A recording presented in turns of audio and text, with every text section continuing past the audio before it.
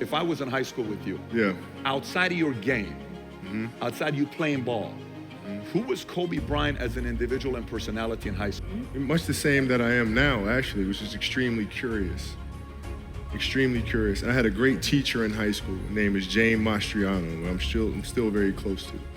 And she sparked my curiosity in writing. And the reason why I felt it was important at the time was not for the writing's sake, or not for storytelling purposes, but there are things in story, inherently in story, that can help me be a better basketball player, be a better teammate, a better leader, understand emotions better. I had a purpose. I wanted to be one of the best basketball players to ever play. And anything else that was outside of that lane, I didn't have time. Like, I see a lot of players take vacations with other players that are close friends. And we'll just take vacations just to take vacations, or just hang out just to hang out. Like, but it was a choice. Not though? Why didn't you do that? Well, because when I retired, I didn't want to have to say, I wish I would have done more. I don't want that. How did you get mentally and emotionally so strong where it doesn't bother you? Well, you know, you got to look at the reality of the situation. You know, like for me, it's not, you know, you kind of got to get over yourself. Like, it's not about you, man. Like, oh, okay, you feel embarrassed. You're not that important. Like, get over yourself. That's where you go. Get over yourself, right? Like, you're worried about how people may perceive you, and like you're walking around and it's embarrassing because you shot 5 air balls. Get over yourself. What was really your work ethic like, and for how long did you stay disciplined? Well, I mean, every day. I mean, since, you know, for 20 years. I mean, it was an everyday process, and trying to figure out strengths and weaknesses. For example, jumping ability. Man, my vertical was a 40. It wasn't a 46 or a 45. My hands are big, but they're not massive, right? So you got to figure out ways to strengthen them so your hands are strong enough to be able to palm a ball and do the things that you need to do. Quickness, I was quick, but not insanely quick. I was fast, but not ridiculously fast, right? So I had to rely on skill a lot more. I had to rely on angles a lot more. I had to study the game a lot more.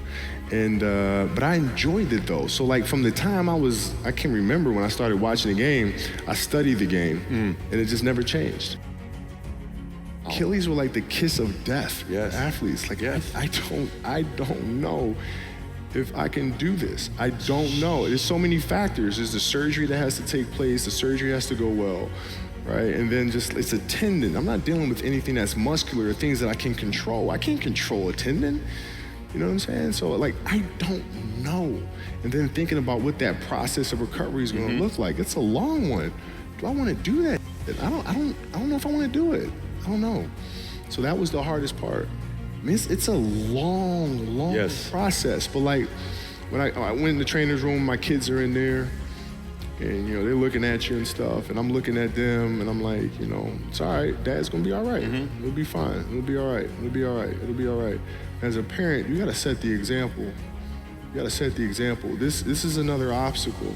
This obstacle cannot define me. It's not gonna cripple me. It's not gonna be responsible for me stepping away for the game that I love. I'm gonna step away on my own terms.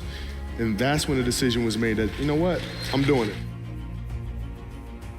How did you get your mindset into this alter ego to be comfortable being Black Mamba? Like, how did that happen? It's a good separation for me, you know, emotionally, to be able to put myself in a place where at practice or when I'm training or during games, I switch my mind to something else.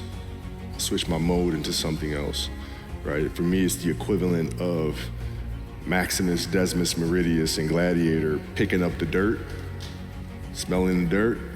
It's go time, right? So that was my mental switch. It was like an actor getting ready for a film. You gotta put yourself in that cage.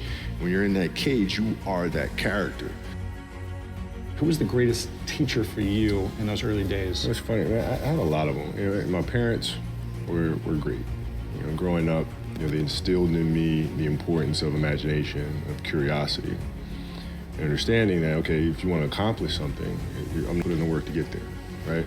So they taught me that at a really early age, man. And when you grow up as a kid thinking that the world is your oyster, and all things are possible if you put in the work to do it, You grew up having that fundamental belief. There's a quote from one of my English teachers at Lower Merion named Mr. Fisk. He had a great quote that said, "Rest at the end, not in the middle."